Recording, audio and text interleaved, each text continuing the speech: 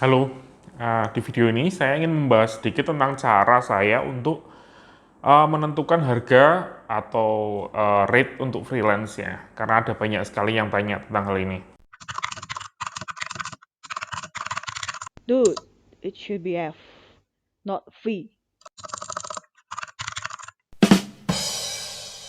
Sebenarnya kalau nentuin harga untuk freelance ya, atau untuk job freelance, web development atau desain atau apapun itu masing-masing orang kan berbeda ya, jadi punya cara untuk ngitung sendiri ya. Kalau saya pada prinsipnya itu asal sesuai dengan kebutuhan kita, sesuai dengan skill kita, eh, tidak mengecewakan pelanggan, dan kita bisa jual gitu. Jadi ya prinsipnya pada dasarnya seperti itu ya. Misalnya kita tuh pingin punya penghasilan dalam sebulan itu 5 juta ya, kita hitung aja. Dan dalam satu bulan ini kita bisa membuat satu website ya. Satu bulan kita bisa mendevelop satu website.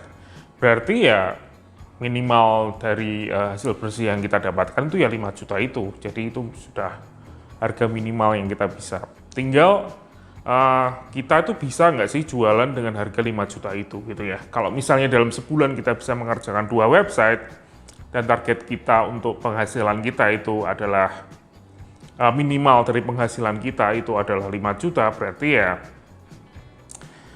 satu websitenya bisa dihargai 2,5 juta. Jadi intinya sih kalau saya sih cuman sesimpel itu ya.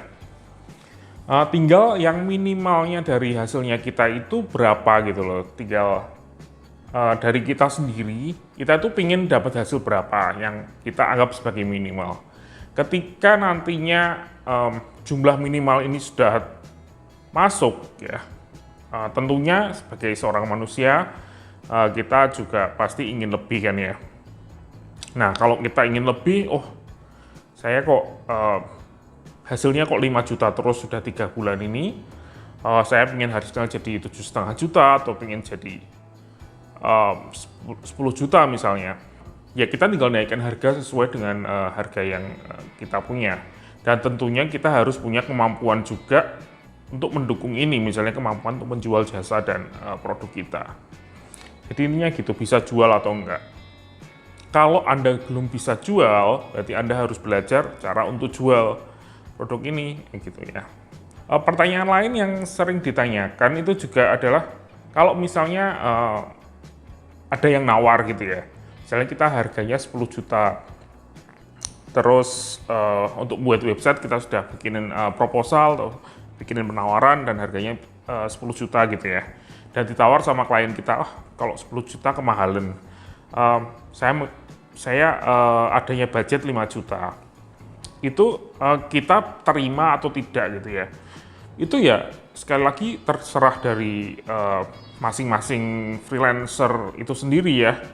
Pada prinsipnya kalau kita ditawar itu saya selalu jawab iya ketika saya tidak merasa rugi. Anda nggak merasa rugi dan merasa masih untung dan merasa nggak masalah dengan menerima dengan harga segitu, kalau saya sih ambil aja, nggak ada masalah. Mau itu misalnya lebih tinggi atau lebih rendah dari rate yang kita tawarkan, itu nggak ada masalah, asal selama kita nggak merasa rugi. Jadi intinya sih itu aja sih. Jadi ya semua dari masing-masing ya, dan kalau misalnya sampai Anda merasa rugi untuk terima dan Anda tetap terima, itu ya menurut saya itu nggak akan jadi proyek yang baik, karena kita akan merasa menyesal ketika mengerjakan proyek itu dan nggak ngerasa happy ya. Jadi ya pada prinsipnya itu masing-masing punya tarif yang berbeda, kita punya standar sendiri-sendiri untuk mengerjakan sesuatu. Jadi ya jangan khawatir kalau misalnya ada yang kompetitor memberikan harga yang lebih murah. Ya ada banyak sekali peluang di sana ya. Dan asalkan kita terus berusaha dan terus meningkatkan skill kita, itu nggak ada masalah. Dan yang perlu diingat, skill ini bukan hanya skill dari freelance yang kita tekuni ya.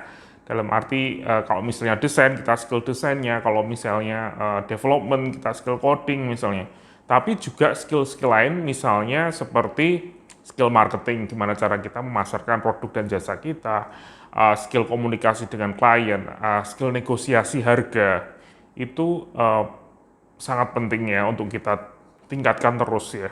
Jadi kayak main game ya, kalau main game RPG itu kan nggak hanya melulu ningkatin skill aja, tapi kalau ingin jadi freelancer, karena ini bisnis sendiri, kita jadi bosnya kita sendiri, kita jadi salesnya kita sendiri, kita jadi akuntannya kita sendiri, jadi semuanya harus ada skill yang balance di situ.